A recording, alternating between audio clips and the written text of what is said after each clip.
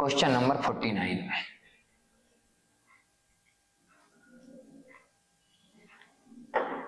Question number 49 में correct. An aeroplane has to go from a point A to another point B 500 kilometre away due 30 degree east of north. पहले तो आपको समझा रहे हैं हम कि 30 डिग्री ईस्ट ऑफ नॉर्थ होता क्या है। 30 डिग्री ईस्ट ऑफ नॉर्थ का मतलब कि 30 डिग्री ईस्ट की तरफ भाग जाना है, इधर से नॉर्थ से, मतलब ये जो डायरेक्शन है 30 डिग्री ईस्ट ऑफ नॉर्थ है, और यहां पर पॉइंट ए है और यहां पर पॉइंट बी है। An aeroplane has to go from a point A to another point B 500 kilometre away, और दूरी 500 किलोमीटर है, due 30 degree east of north. A wind is blowing due north at a speed of 20 kilometre per hour. हवा चल रही है north की ओर। एक plane को पहुंचना है ए से बी, पहुंचना है ए से बी, चला नहीं है ए से बी की ओर, इसे पहुंचना है ए से बी तक। An airplane has to go from point A to another point B। ए से बी जा रहा है, 500 किलोमीटर दूर है, 30 डिग्री ईस्ट ऑफ नॉर्थ पर, ठीक। The wind is blowing due north at a speed of 20 kilometre per hour. हवा चल रही है नॉर्थ की ओर, हवा चल रहा है इधर की ओर, नॉर्थ की ओर 20 किलोमीटर पर आवर से। ऐसा क्वेश्चन कर रहा है 20 मीटर पर सेकेंड से, 20 किलोमीटर पर आवर से नहीं, 20 मीटर पर सेकेंड से। The air speed of the plane is 150 metre per second. हवा में प्लेन का जो चाल है 150 मीटर पर सेकेंड है, ऐसा क्वेश्चन में दिया गया है।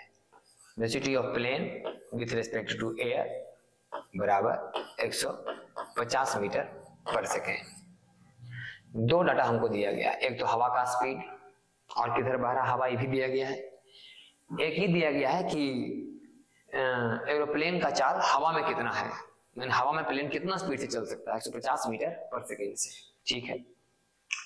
Find the direction in which the pilot should head the plane to reach the point B. किस दिशा में प्लेन को हेड करना चाहिए, मैंने चलने का शुरुआत करना चाहिए ताकि वह बी पर पहुंचे। आप समझिए कि हमको ए से बी पर पहुंचना है, हवा है ऊपर की ओर, मैंने बोर्ड के हिसाब से ऊपर की ओर, उत्तर बोले तो ऊपर की ओर। अगर हम इसी लाइन पर चलना शुरू करें तो हम कहीं और ऊपर चले जाएंगे, हवा हमको और धक्का मार देगी ऊपर की ओर। हवा तो चल रहा है नॉर्थ की ओर, तो अगर हम ए से बी तक पहुंचना है इसी रास्ते पर चल जाएं तो फिर हम यहाँ पहुंच नहीं पाएंगे, कहीं बी से और ऊपर जाकर लगेंगे। जैसे हमको पहुंचना है ठीक सामने और हवा चले इधर से, तो फिर सामने चलने में फायदा नहीं। आप सामने चलो तो फिर यहाँ पहुंच जाइएगा, आपको चलना चाहिए थोड़ा इधर दब करके, तब आपको हवा धक्का देगी तो फिर सामने पहुंच पाइएगा। तो यही बात हम सोच रहे हैं कि इसका मतलब है कि हमें चलना चाहिए कहीं ऐसे। Velocity of plane with respect to air इधर होना चाहिए, हवा में प्लेन को इधर चलना चाहिए, तब जा करके हवा इसको धक्का मार मार के 20 मीटर पर सेकेंड के स्पीड से यहां पहुंचा देगी। हम लोग बाहर से देख रहे हैं कि प्लेन जा रहा है इधर, लेकिन वास्तव में प्लेन जाता रहेगा इधर। इसको लग रहा है कि हम प्लेन उड़ा रहे हैं इधर, हम लोग बाहर से देख रहे हैं कि प्लेन तो जा रहा है इधर, लेकिन ये चलाने वाले को इस दिशा में चलाना चाहिए। हमें यही डायरेक्शन चाहिए, हमें यही डायरेक्शन चाहिए velocity of plane with respect to air, कि किस डायरेक्शन में हमें प्लेन चलाना चाहिए ताकि हम पहुंचे बी पर। तो इधर दब के चलेंगे तब यहां पहुंचेंगे। अच्छा, तो इसका डायरेक्शन कैसे बताएंगे? अब देखो, डायरेक्शन बताने का क्या रूल होता है। डायरेक्शन बताने का मतलब होता है कि किसी रेफरेंस पॉइंट से या रेफरेंस लाइन से बताइए। जैसे कि मान लिया जाए कि किसी चीज का लोकेशन आपको नहीं पता है, किसी आदमी से आप पूछते हैं उसका लोकेशन कहाँ है, तो किसी रेफरेंस ऐसा जगह का नाम बताता है जो प्रचलित हो, कि आप फलाना जगह देखे हैं, बोले हाँ देखे हैं, तो यहाँ से इतना पर जाइए, आप यहाँ से इधर जाइए, वहां से इधर जाइए, उसको रेफरेंस मान के बनाता है। तो हम अगर इसका डायरेक्शन बताना चाहते हैं तो हम या तो इस लाइन को रेफरेंस मान लें कि पूरब से इतना डिग्री पर, या तो ही हम मान लें कि जिस लाइन पर जाना था वहां से इतना डिग्री पर, ऐसे बताना होता है डायरेक्शन। तो हम इस सवाल में यही बताने जा रहे हैं कि यहां से कितना एंगल पर हमें चलना चाहिए। तो डायरेक्शन क्लियर हो जाएगा कि लाइन ए बी से थीटा डिग्री पूरब की ओर दब करके चलना चाहिए, तब वो पॉइंट बी पर पहुंच जाएगा। मतलब हर हाल में हमें किसका मान चाहिए? थीटा का मान चाहिए। चलो ठीक है भाई। तो एक बात तो समझो कि 30 है भी कितना होगा? 30। अरे बहुत आसानी से हम लोग लामीज थ्योरम लगा करके क्वेश्चन को सॉल्व कर सकते हैं। कैसे? इसका वैल्यू चूंकि दिया हुआ 150 मीटर पर सेकेंड, तो हम लिख सकते हैं कि 150 बटे साइन 30। इसको एक ट्रायंगल समझो। 150 बटा साइन 30, 150 बटा साइन 30 बराबर 20 बटा साइन थीटा।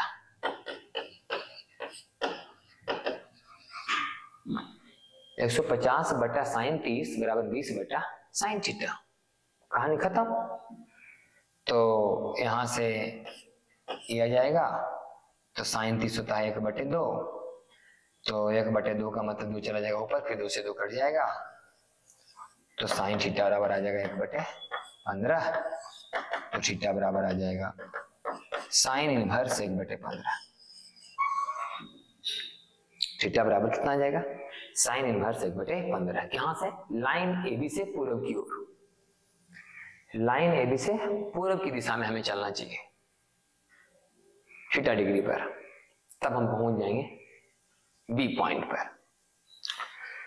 तो ये कुछ आंसर लिखा हुआ है कि sine inverse 1/15 east of the line AB, east of the line AB, line AB से ईस्ट की ओर इतना डिग्री पर चलना चाहिए। सवाल का दूसरा हिस्सा, find the time taken by the plane to go from A to B। Time taken by the plane to go from A to B, A से B तक जाने में प्लेन को कितना समय लगेगा? तो समय कैसे निकलेगा?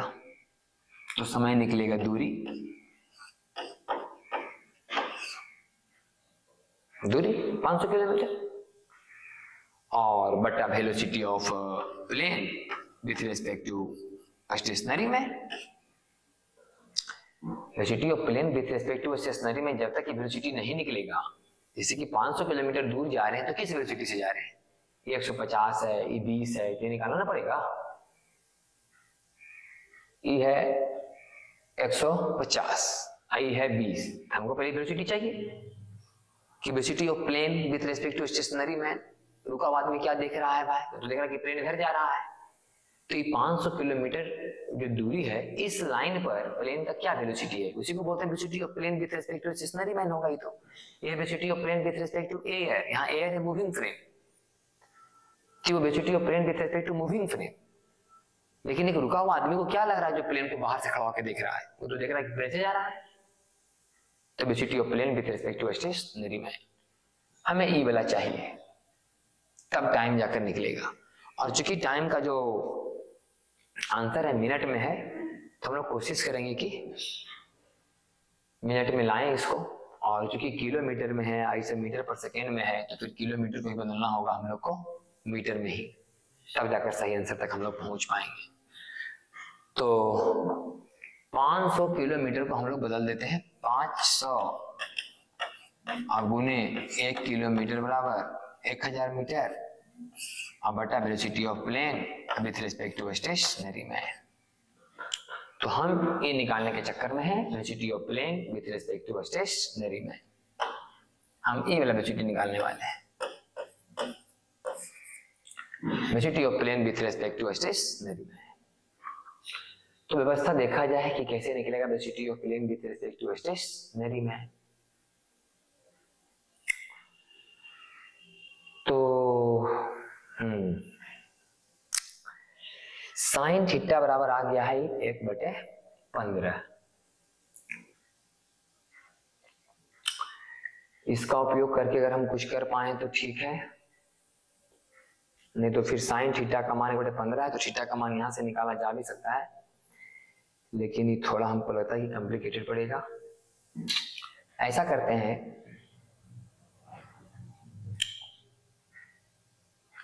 कि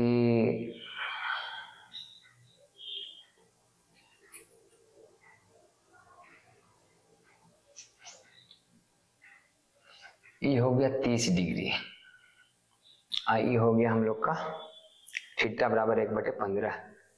तो 1/15 के मान से हम थीटा का मान अगर निकाल लें तो क्वेश्चन आसान हो जाएगा सोल्व करना। तरीका बहुत सारा है, जिसे एक तरीका ये है कि 150 और 20 को जोड़ दीजिए इस एंगल पर।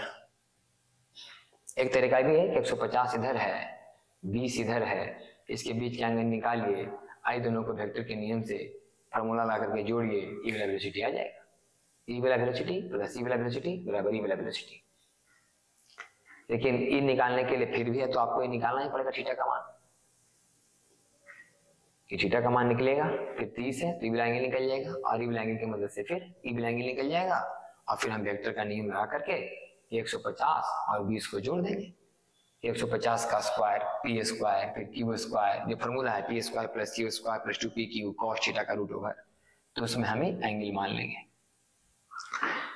फिर भी थोड़ा हमको लगता है कि लंबा ही जाएगा, इसीलिए इससे बचने के लिए हम क्या करते हैं कि साइन थीटा का मान निकाल लेते हैं 1/15 डिग्री। ये साइन थीटा कितना लिखा है 1/15, तो थीटा का मान कितना आता है जरा हम देख लेते हैं। साइन इनवर्स 1/15,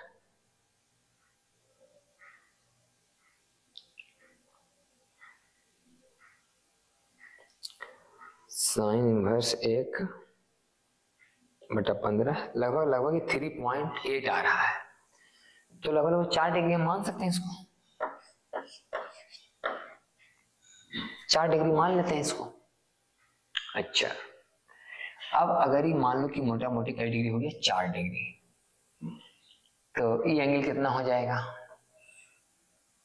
180 माइनस 34, 30 और 4 34, 180 माइनस 34 बराबर 146, 46 और 34 180, 140 डिग्री आ जाएगा। चलो ठीक, अब फिर से लगाते हैं लामिज थ्योरम कि 150 बटा साइन 30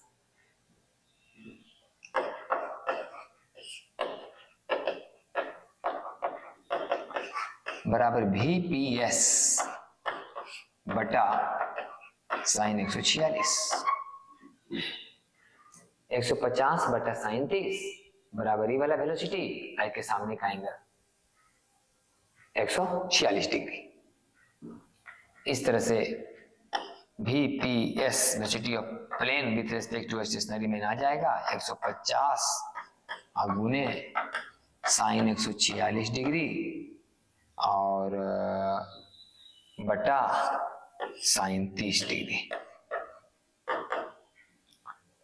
तो साइन 30 का मान तो 1/2, 1/2 पर जाएगा तो हो जाएगा 300, बाकी बचा साइन 146 डिग्री।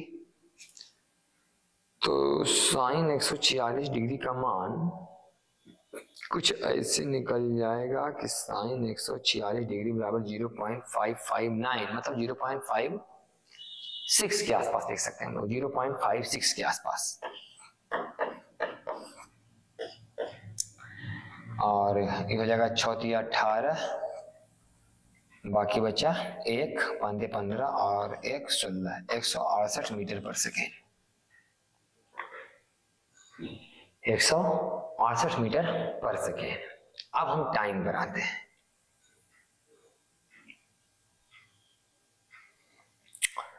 तो टाइम बराबर आ जाएगा 500 गुने 1000 मीटर बटा 168 मीटर पर सेकेंड।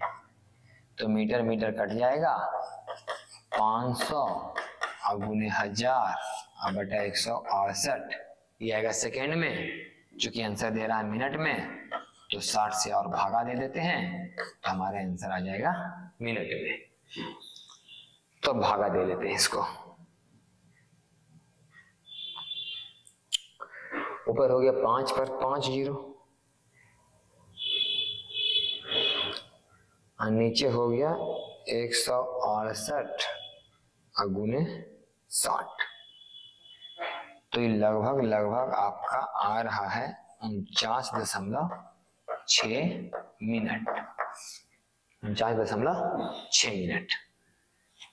तो ये आंसर लगभग आपका 50 मिनट के आसपास, 50 मिनट के आसपास। ठीक था आपका क्वेश्चन कि कितना समय में पार करेगा, मैंने कितना समय पहुंचेगा, ये तो निकाले दूसरा टर्म में। पहला टर्म में हम ये निकाल रहे थे कि किधर चलना चाहिए ताकि वहां पहुंच जाए। तो चलिए हो गया 49। नेक्स्ट में आते हैं हम लोग क्वेश्चन नंबर 50 में। 50 क्या है?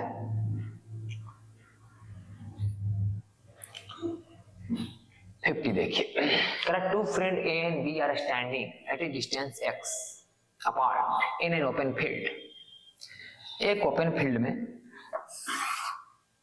दो फ्रेंड ए और B at a distance x apart.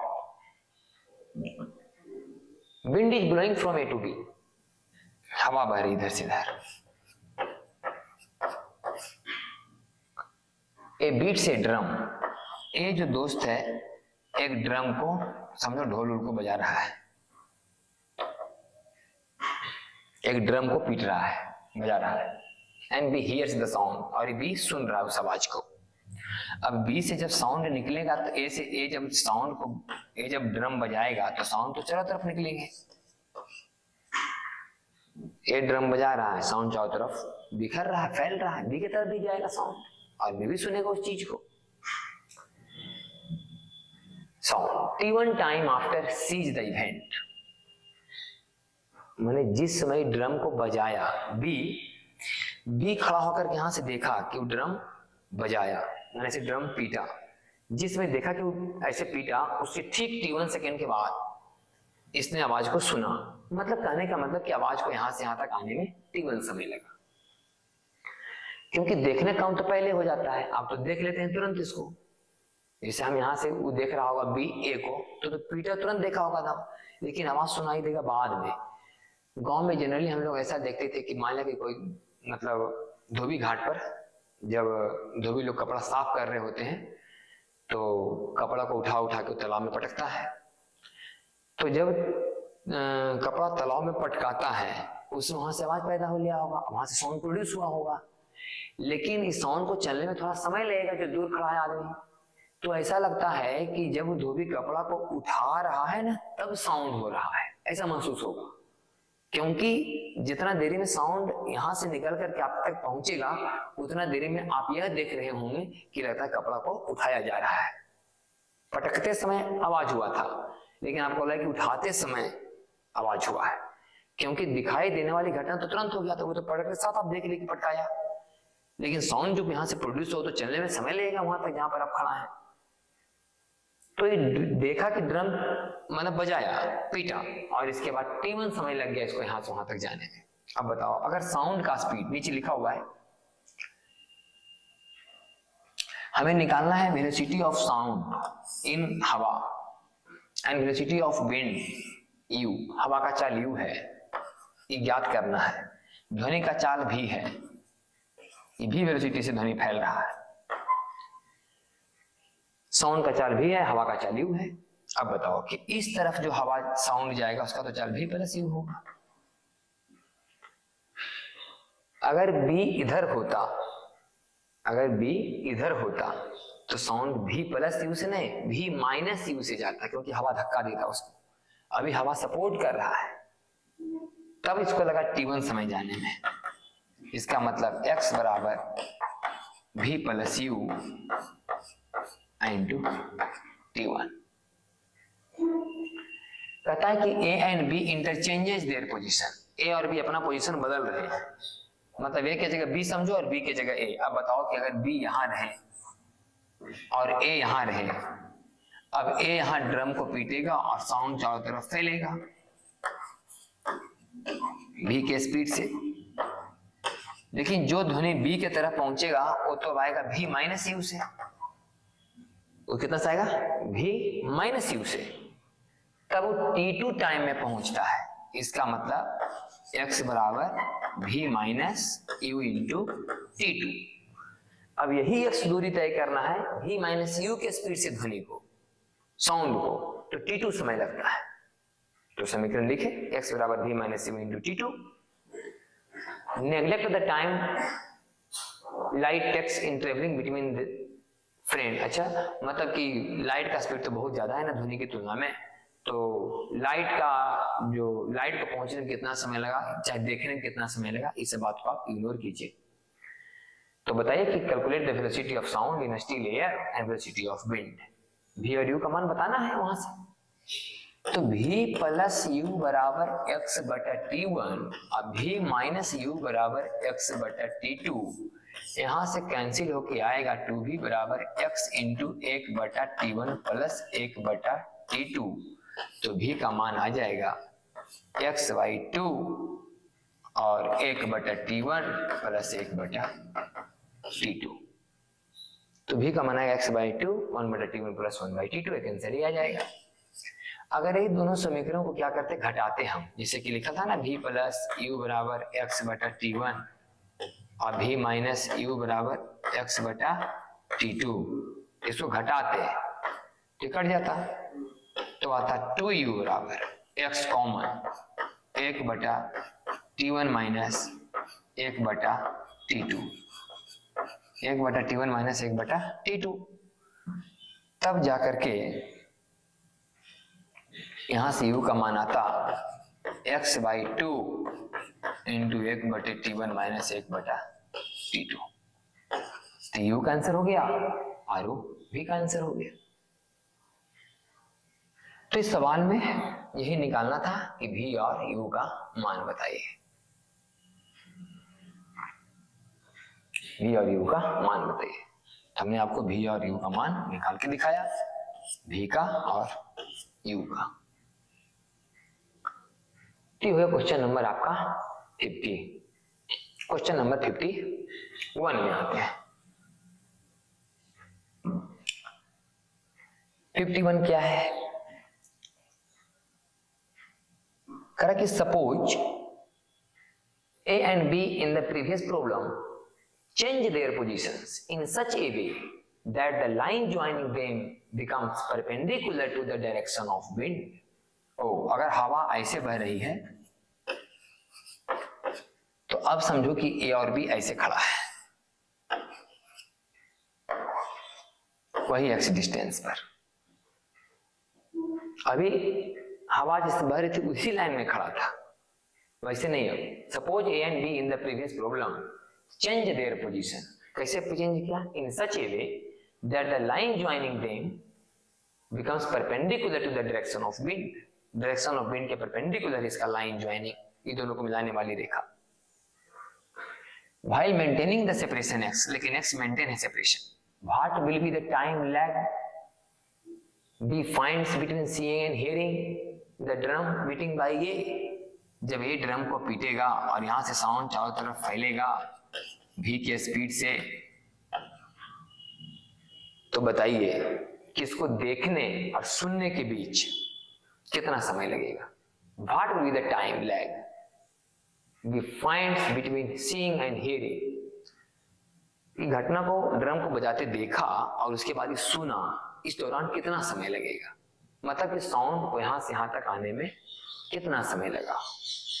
पहली बात ये समझिए कि जो साउंड इस डायरेक्शन में वहां से चलने के लिए सोचेगा, क्या वो साउंड यहां पहुंच पाएगा? बोले कभी नहीं, क्योंकि हवा अपने u वेलोसिटी से उसको आगे धकेल देगी। इसका मतलब ही पक्का है कि जो साउंड इस डायरेक्शन में कहीं चलेगा v के स्पीड से, उसको हवा इधर धक्का देते देते देते देते यहां पर पहुंच जाएगी। ये चलेगा v के स्पीड से इधर, तब हवा इसको धक्का देते देते u के स्पीड से यहां पर पहुंच जाएगी। अगर जो साउंड सामने चलेगा v के स्पीड से, जो साउंड सामने चला होगा वो सामने नहीं पहुंच पाएगा, उसको तो हवा आगे ढकेल देगी।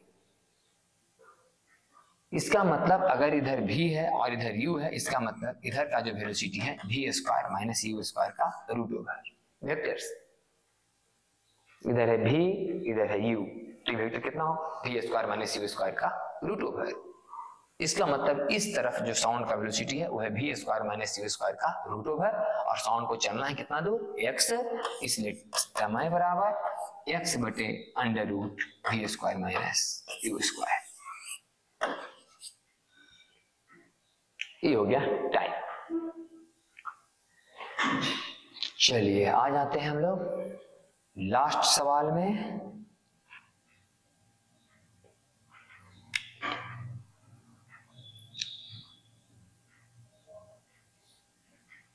सवाल समझिए, करा कि 6 particle situated at the corners of a regular hexagon. आप पहले एक रेगुलर हेक्सागन बनाइए।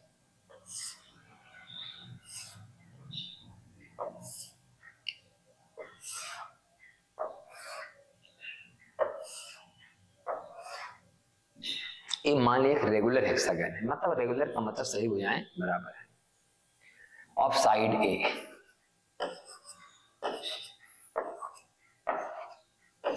Side A move at a constant speed you. यहां पर 6 पार्टिकल है सब जगह, हर एक कोना पर 6 पार्टिकल है। मान लो 6 आदमी है,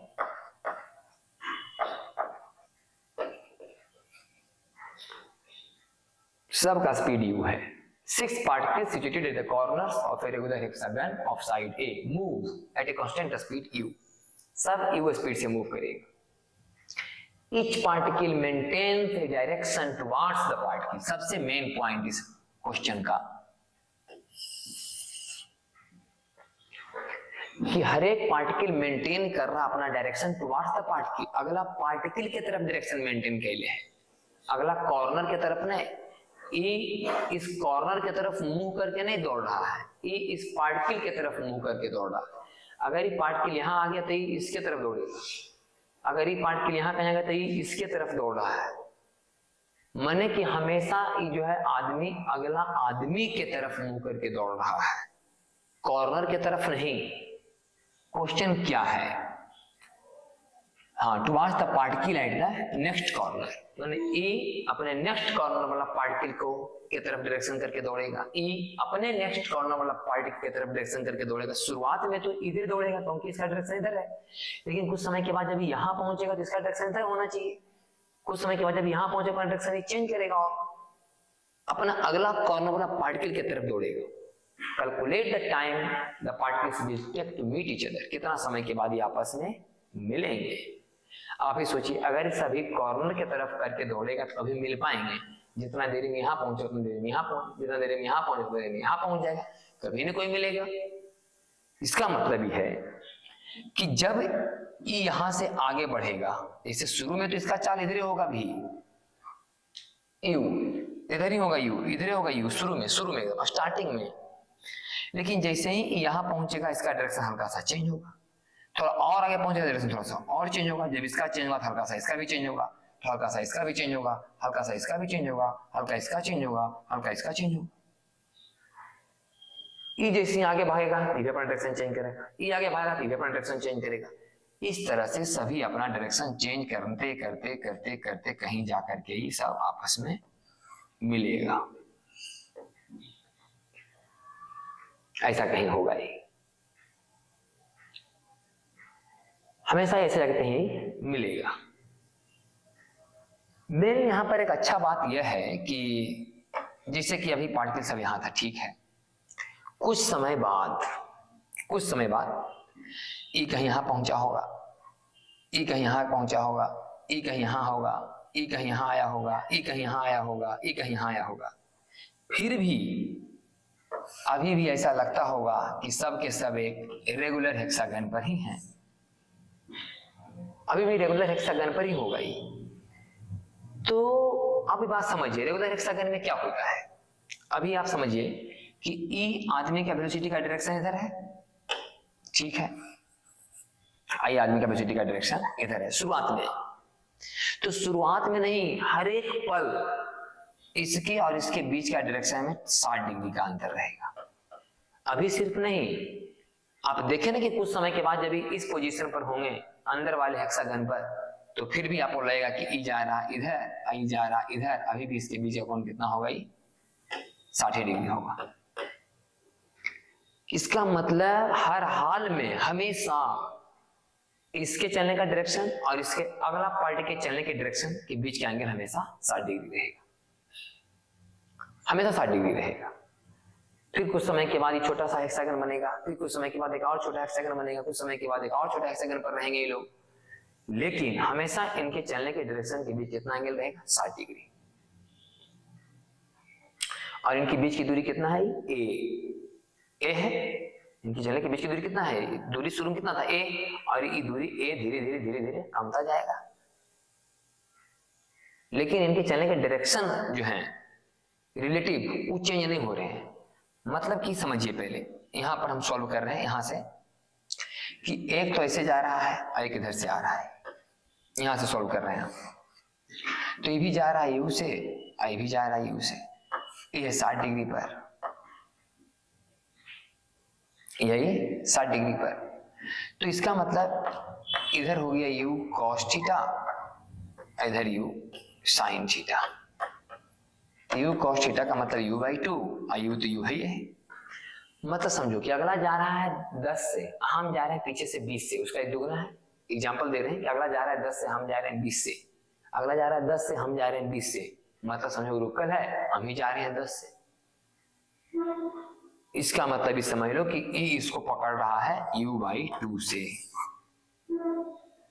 u बाई 2 से पकड़ रहा है। e इसके करीब जा रहा है u बाई 2 से, e इसके करीब जा रहा है u बाई 2 से, e इसके करीब जा रहा है u बाई 2 से। और ये हमेशा होगा ऐसा, क्योंकि हर हाल में इसके बीच का एंगल होना है 60 डिग्री, कभी भी हमेशा 60 डिग्री। इसका मतलब हर हाल में ही कहानी होगा, हर एक बार।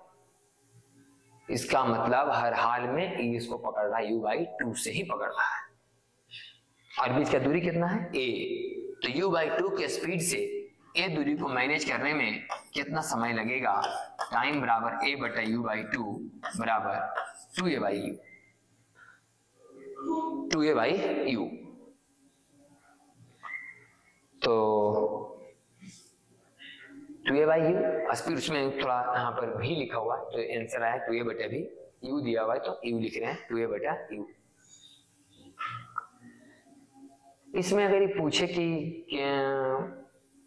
पार्टिकल ने कितना डिस्टेंस ट्रेवल किया, जैसे पार्टिकल सब यहाँ से ऐसे गया, यहाँ से ऐसे गया, ये वाला डिस्टेंस ट्रेवल सवाल में दिया हुआ नहीं। अगर सवाल ने पूछे कि डिस्टेंस ट्रेवल बताइए कि हर एक पार्टिकल कितना डिस्टेंस ट्रेवल कर रहा है, तो लिख लेंगे, क्योंकि हर एक पार्टिकल यू चाल से चल रहा है और कितना समय तक चलेगा, 2a बटा u, जब तक मिल न जाए। इस तरह से सब 2a दूरी तय करेगा। ये हो गया डिस्टेंस ट्रेवल, 2a दूरी तय करेगा। तो ऐसा आपको एक क्वेश्चन समझ में आया होगा। इस तरह का एक और क्वेश्चन बुक में ही एग्जाम्पल में दिया हुआ है, आप उसको भी देख सकते हैं। उसमें ट्रायंगल के बारे में बताया गया है। ये हेक्सागन वाला सवाल था, वो ट्रायंगल वाला सवाल है। तो ऐसा आपको क्वेश्चन समझ में आया होगा 52। इस तरह से क्वेश्चन समाप्त हुआ। चैप्टर मेरा चल रहा था रेस्ट एंड मोशन काइनेमेटिक्स। अगले क्लास में हम लोग न्यूटन्स लॉ ऑफ मोशन का क्वेश्चन लेकर के आएंगे। तब तक आप इसको देखें, बनाएं, समझें। धन्यवाद।